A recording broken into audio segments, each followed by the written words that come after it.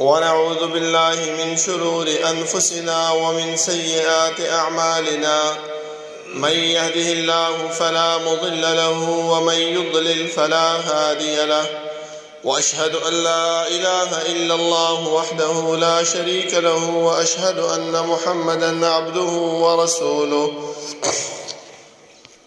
يا أيها الذين آمنوا اتقوا الله حق تقاته ولا تموتن إلا وأنتم مسلمون. يا أيها الناس اتقوا ربكم الذي خلقكم من نفس واحدة وخلق منها زوجها وبث منهما رجالا كثيرا ونساء، واتقوا الله الذي تساءلون به والأرحام، إن الله كان عليكم رقيبا. يا أيها الذين آمنوا اتقوا الله وقولوا قولا سديدا يصلح لكم أعمالكم ويغفر لكم ذنوبكم، ومن يطع الله ورسوله فقد فاز فوزا عظيما. أما بعد، فإن خير الحديث كتاب الله، وخير الهدي هدي محمد صلى الله عليه وسلم، وشر الأمور محدثاتها، وكل محدثة بدعة، وكل بدعة ضلالة، وكل ضلالة في النار. أعوذ بالله من الشيطان الرجيم. بسم الله الرحمن الرحيم. قاف والقرآن المجيد، بل عجبوا أن جاءهم منذر منهم فقال الكافرون هذا شيء عجيب، أإذا متنا وكنا ترابا ذلك رجع بعيد، قد علمنا ما تنقص الأرض منهم وعندنا كتاب حفيظ، بل كذبوا بالحق لما جاءهم فهم في أمر مريج. أفلم ينظروا إلى السماء فوقهم كيف بنيناها وزيناها وما لها من فروج، والأرض مددناها وألقينا فيها رواسي وأنبتنا فيها من كل زوج بهيج تبصرة وذكرى لكل عبد منيب. ونزلنا من السماء ماء مباركا فأنبتنا به جنات وحب الحصيد، والنخل باسقات لها طلع نضيد، رزقا للعباد وأحيينا به بلدة ميتا كذلك الخروج. كذبت قبلهم قوم نوح وأصحاب الرس وثمود وعاد وفرعون وإخوان لوط وأصحاب الأيكة وقوم تبع كل كذب الرسل فحق وعيد. أفعينا بالخلق الأول بل هم في لبس من خلق جديد. ولقد خلقنا الإنسان ونعلم ما توسوس به نفسه ونحن أقرب إليه من حبل الوريد. إذ يتلقى المتلقيان عن اليمين وعن الشمال قعيد، ما يلفظ من قول إلا لديه رقيب عتيد. وجاءت سكرة الموت بالحق ذلك ما كنت منه تحيد، ونفخ في الصور ذلك يوم الوعيد. وجاءت كل نفس معها سائق وشهيد. لقد كنت في غفلة من هذا فكشفنا عنك غطاءك فبصرك اليوم حديد. وقال قرينه هذا ما لدي عتيد، ألقيا في جهنم كل كفار عنيد، مناع للخير معتد مريب، الذي جعل مع الله إلها آخر فألقياه في العذاب الشديد. قال قرينه ربنا ما أطغيته ولكن كان في ضلال بعيد. قال لا تختصموا لدي وقد قدمت إليكم بالوعيد، ما يبدل القول لدي وما أنا بظلام للعبيد. يوم نقول لجهنم هل امتلأت وتقول هل من مزيد، وأزلفت الجنة للمتقين غير بعيد، هذا ما توعدون لكل أواب حفيظ. من خشي الرحمن بالغيب وجاء بقلب منيب، ادخلوها بسلام، ذلك يوم الخلود، لهم ما يشاءون فيها ولدينا مزيد. وكم أهلكنا قبلهم من قرن هم أشد منهم بطشا فنقبوا في البلاد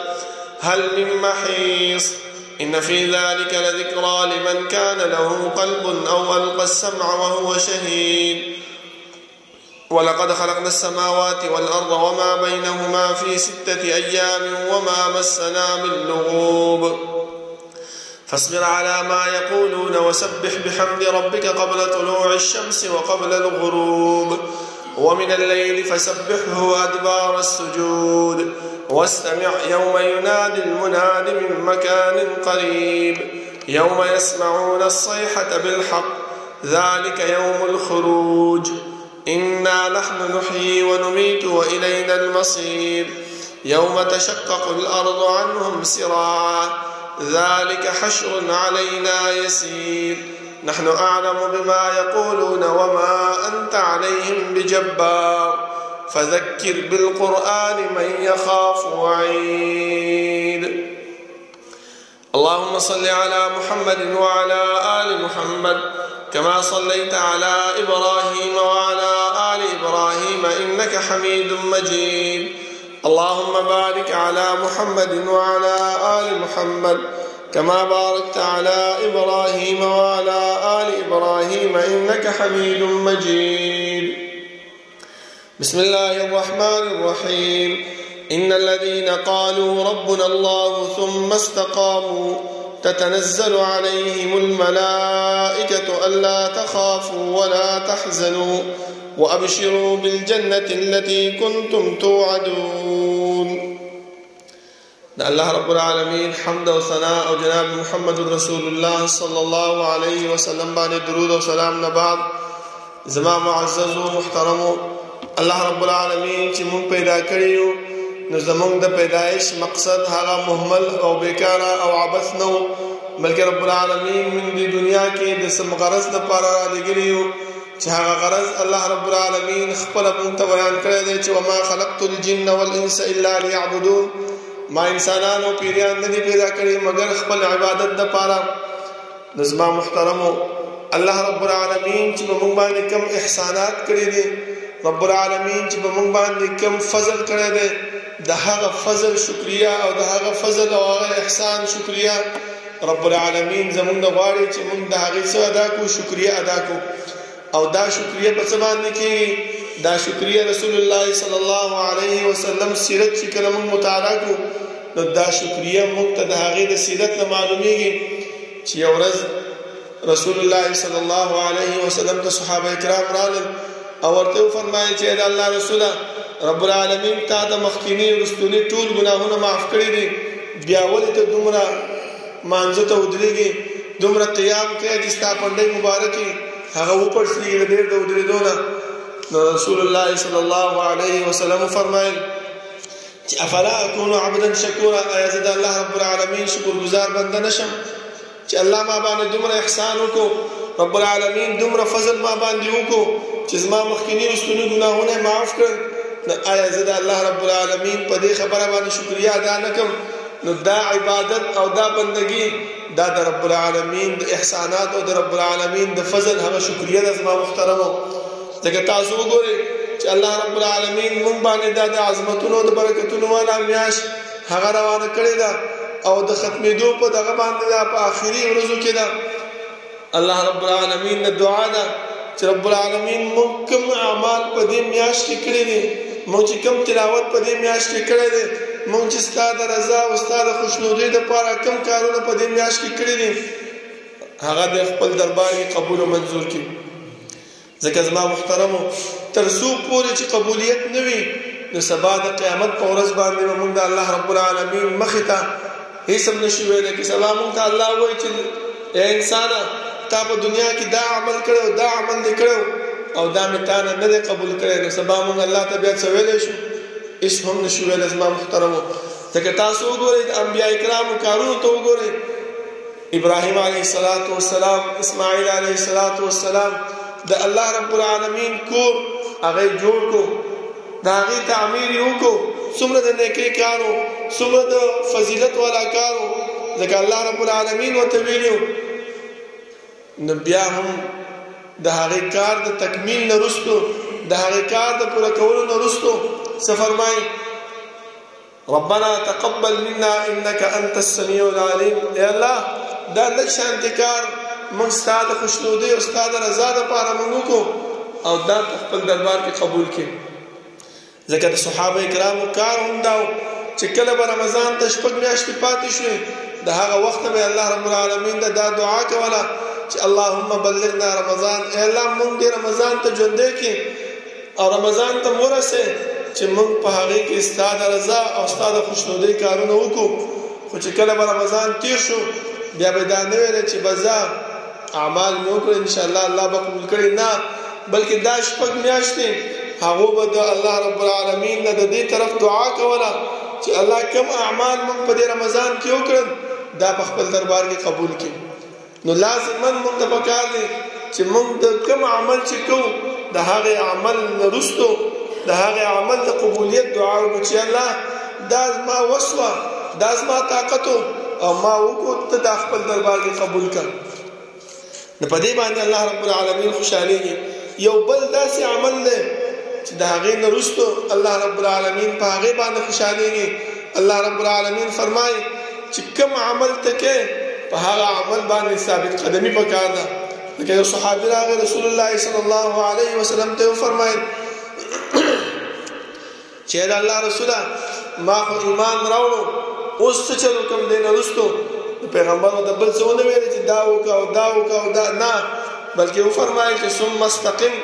په دې ایمان باندې مضبوطوالی اختیار کا په دې ایمان باندې منګولی ولګوه چې په لږه خبره باندې په وړه خبره باندې د چا په اورېدو باندې ته د دې ایمان نه رسته نشي دا استقامت داسې یو شی دی زما محترمو چې الله رب العالمین په دې باندې رضا کیږي او دا د هغې بدله څه ورکوي الله خپله فرمایي چې ان الذین قالوا ربنا الله ثم استقاموا تتنزل عليهم الملائکة الا تخافوا ولا تحزنوا الله رب العالمین په داسې انسان باندې ملائک رالیږي او د دې د زړه مطمئنۍ د دې د زړه کې خوشحالي اچوي ځکه ملائک خو صرف انبیاء کرامو ته راځي وحی راوړي خو د دې زړه مطمئن وي د دې زړه خوشحاله وي چې یاره ما چې کوم عمل کړی دی انشاءالله دا به الله قبول کړی وي څه ورته وایي دا ملائک الله تخافوا ولا تحزنوا ګوره دا دو خبرې دي زما محترمو انسان چې کله دنیا کې ژوند تېروي نو دنیا کې عمل کوي د رب العالمین د خوشحالۍ کارونه کوي خو چې کله د دنیا نه رخصتېږي قبر ته ځي نو قبر ډېر د وحشت او ډېر د یرې ځای دی زما محترمو تاسو وګورئ یو کنده ده کنسته شوې ده چې کله انسان په هغې کې کېښوستلی شي هغې نه وروسته په هغې باندې کاڼي ولګولی شي د هغه کاڼو نه بعد منونو خوره په دې انسان باندې راواړولی شي نو دې کنده کې دا انسان ډېر په تورتم او ډېر په تیاره کې پروت وي خو چې کله انسان په دې اعمالو باندې په دې ایمان باندې استقامت اختیار کړی وي نو ملائکو ته فرمایي چې الله تخافو دغه ځای کې ستا دپاره یره نشته دی دا چې کوم د هیبت ځای دی کوم د یرې او د تندې او د لوږې ځای دی په دې کې هېڅ قسم ته یره په تا باندې نشته ولا تحزنوا او چې کله د دې قبر نه راپاڅولی شي د قیامت په ورځ باندې رسول الله صلی الله علیه وسلم فرمایي چې ډېر د وحشت او ډېر د هیبتناک ورځ ده چې انسان به د هر یو عمل پسې یو نیکۍ پسې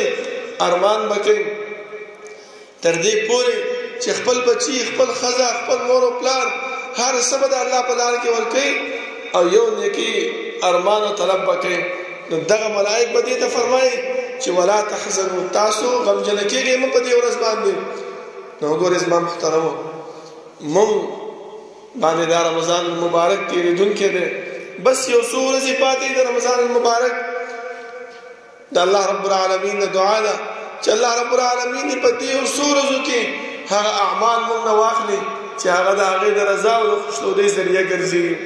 چې سبا مونږ د الله رب العالمین مخې ته ورشو او د الله رب العالمین مخې ته خوشحاله او کامیاب یو الله رب العالمین مونږ د خپلو اعمالو نه نامراده واپس نه کړي زما محترمو ځکه هر وخت کې دا دعا پکار ده چې الله کوم عمل چې موږ وکړو په دې باندې مالا ثابت قدمي را نصیب کړي چې یو خو د هغه ملایکو په هغه خوشحالۍ کې او د هغه زیری کې واقع شو، بل د الله رب العالمین مخې ته به کامیاب او کامران وشو. ځکه رسول الله صلی الله علیه وسلم فرمایي چې ان قلوب بني آدم كلها بين اصبعين من اصابع الرحمن، د ټول بني آدمو دا زړه دا د الله رب العالمین په دې دوه ګوتو کې دی، كقلب واحد پشان د یو زړه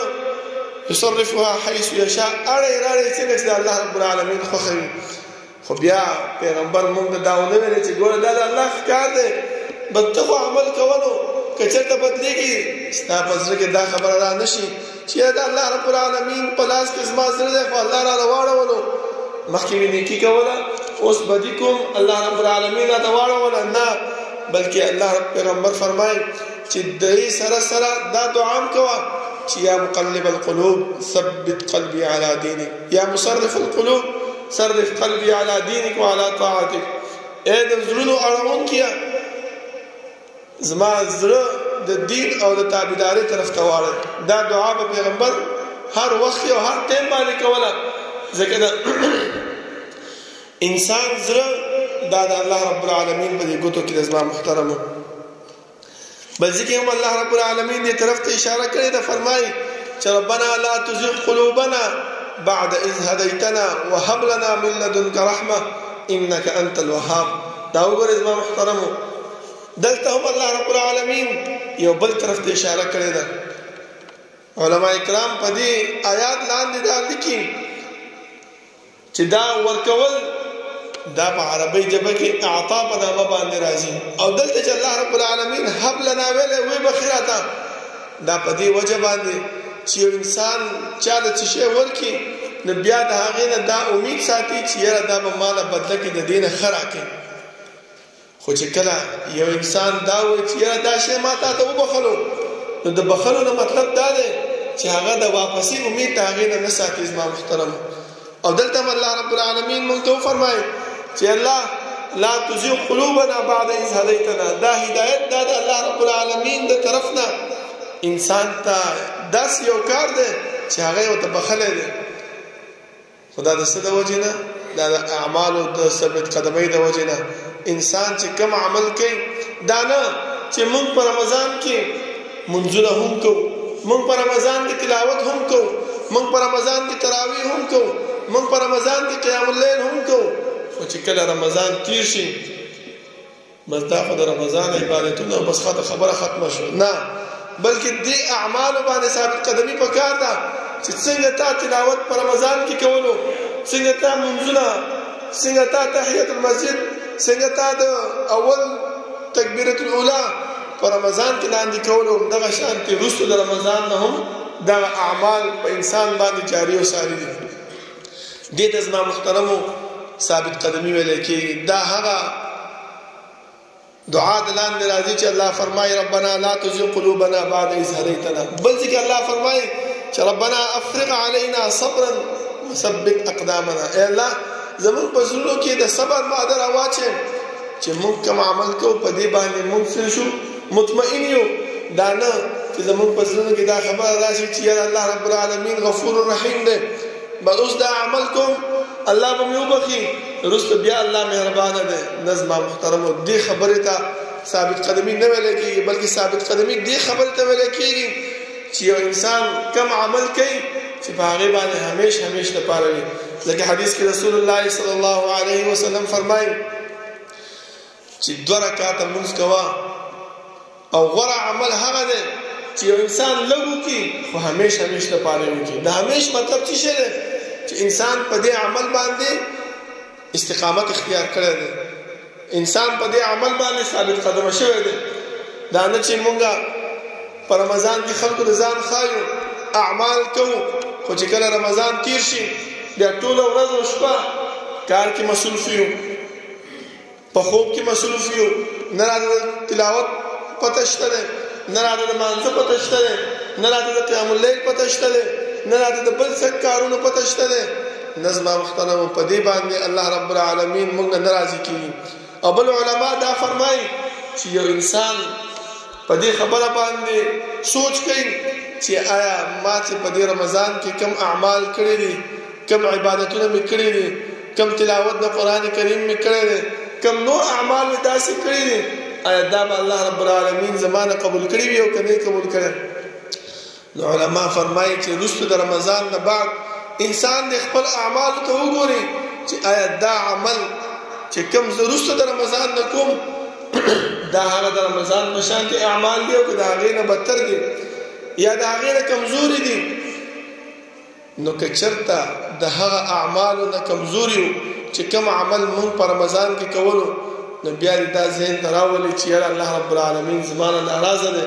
ځکه زه خپل ځان مې په رمضان کې کوشش مې کولو، په رمضان کې مې د نیکو اعمالو طرف ته ترغیب مې ورکولو خلکو ته هم او خپل ځان ته هم. خو چې کله رمضان تیر شو نو د رمضان نه بعد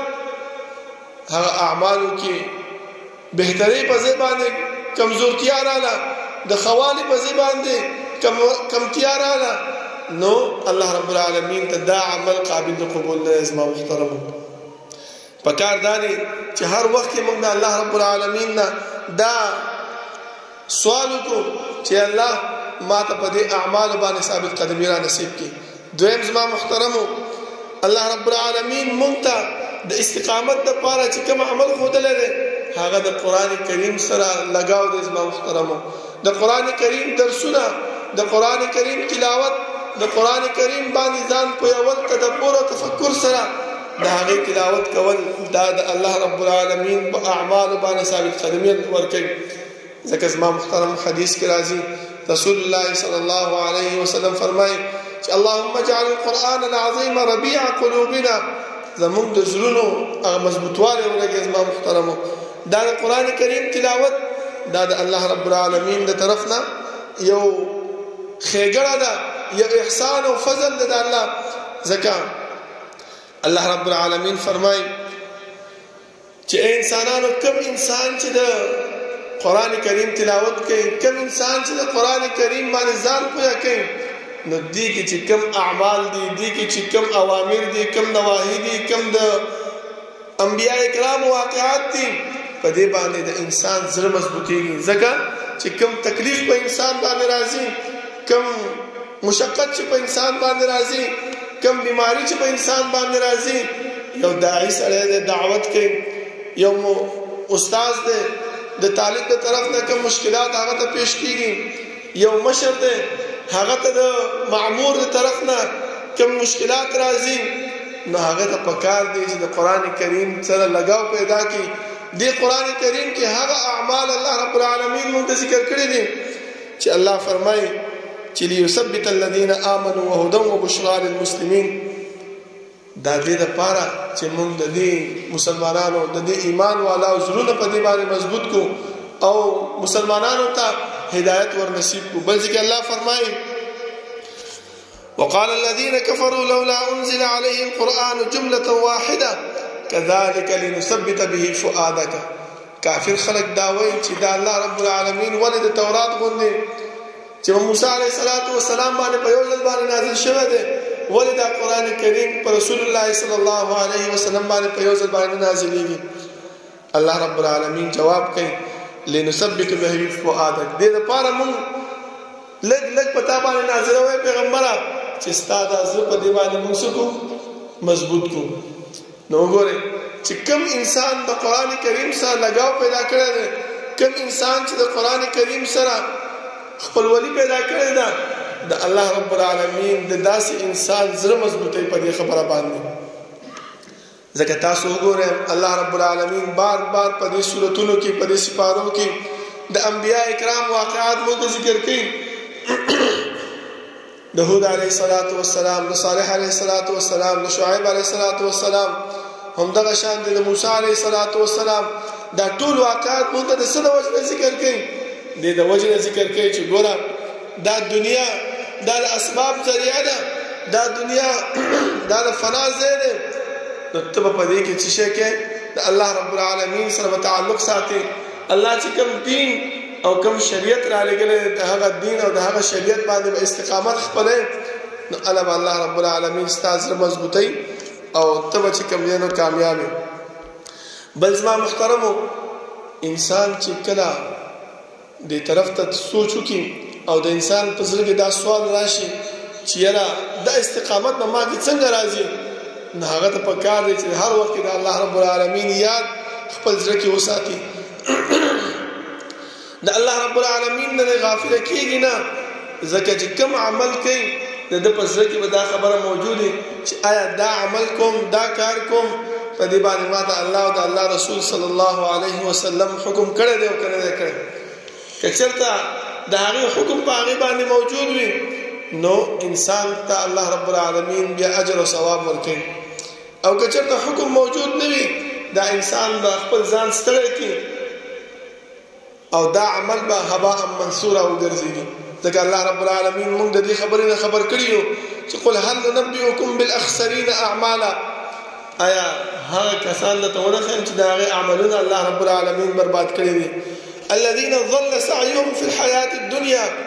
خپل کوشش او مهنت کوي په ژوند د دنیا کې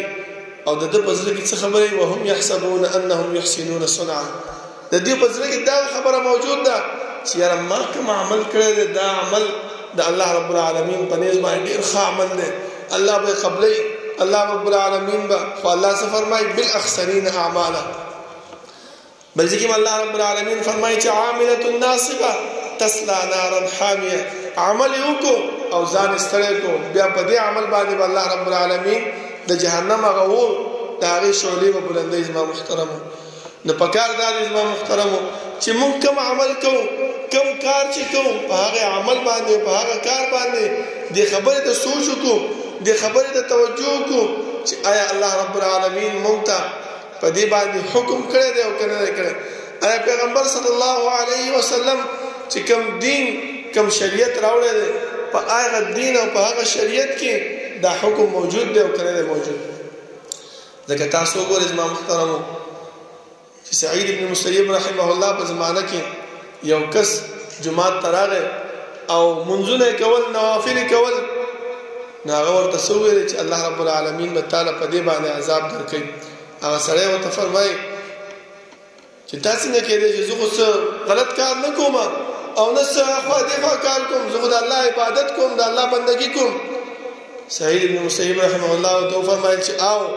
په مانځه باندې الله تعالی عذاب نه درکوي، بلکې الله رب العالمین تعالی د خلاف سنت باندې عذاب درکوي. ځکه دا منځونه دا نوافل دا داسې په ټیم باندې ته کې چې موږ ته په دې باندې پیغمبر صلی الله علیه وسلم حکم نه دی کړی. نو چې دا هغه حکم نه دی، اگر که ته منځ ولې نه کې، اگر که ته د الله رب العالمین عبادت ولې نه کې، خو په هغې باندې ثواب او اجر نشته دی. ځکه تاسو وګورئ زما محترمو د مانځه نه بعد مونږ چې څنګه سلام وګرځولی شي، مونږ سمدستي پاسېږو سنتو ته، او دا بعضې خلک چې کله سلام وګرځولی شي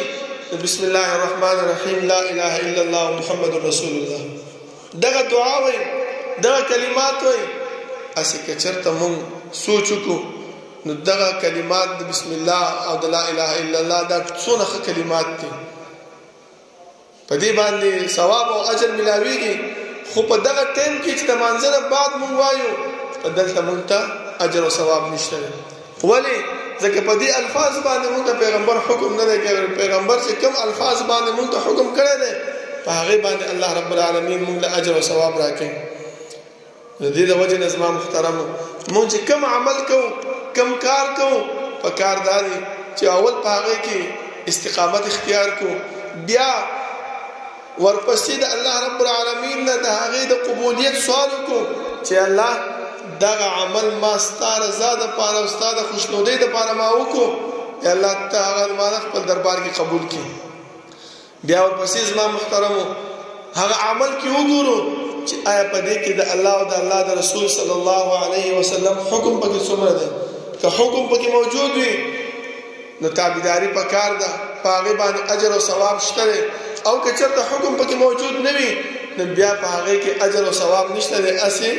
بالاخسرین اعمالا الذین ضل سعیهم فی الحیاة الدنیا وهم یحسبون انهم یحسنون صنعا. د دې آیات د لاندې بیا موږ راځو زما محترمو د الله رب العالمین نه دعا ده چې الله رب العالمین دې موږ ته هغه اعمال را نصیب کړي چې په هغه باندې د قبولیت حکم شوی او د زمونږ د استقامت او زمونږ د همیشګری لپاره هغه اعمال وي او الله رب العالمین دې هغه په خپل دربار کې قبول او منظور کړي. اقول قولي هذا واستغفر الله لي ولكم ولسائر المسلمين.